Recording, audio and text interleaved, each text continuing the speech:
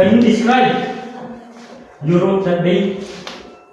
I walked down Main Street, then turned into elementary.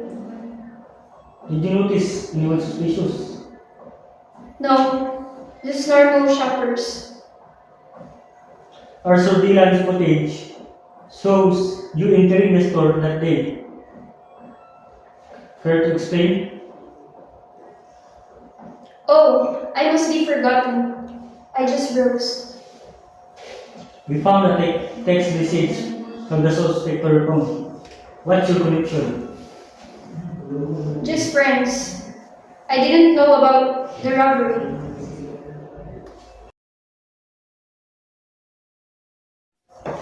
Oh, detective, I was attending the gallery opening. The stolen painting Sunset Serenade reminds me of the Monet's Impression Sunset. Have you seen it? Actually, I've seen Lunette's work in the museum. What drew you to Sunset Serenade? The brush strokes, so impressive, I've taken art classes myself. That's fascinating. Did you notice any suspicious near the painting? Well, there was a man, dark hair, admiring the piece, and I recall thinking his jacket resembled the one in Pollock's number 5 portrait. Can you describe the man's face? Early 30s, strong Joanne, or like an actor in a dark art of forgery.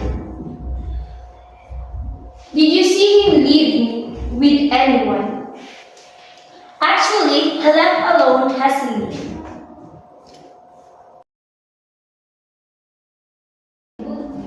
I was depositing a check when the two masked individuals entered. They demanded cash and fled.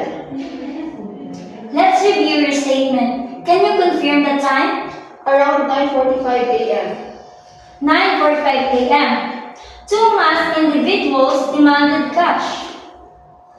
Can you describe the perpetrator's height, clothing, and directions of escape? Both around 5'10", black jackets, jeans, they fled eastbound. Black jackets, jeans, and fled eastbound. Did you notice any distinguishing features or weapons? One had a thick tattoo on his hand, no visible weapons. My head. I saw a car hit guy. Sorry, officer. Alex, focus! You're wasting my time. Describe the vehicle. White sedan. Toyota? Toyota? Are you sure? Yeah, I'm positive. Wait, no. Honda? Alex, take a deep breath. What did you see immediately after the accident? Guy ran. Red shirt. Fled that way.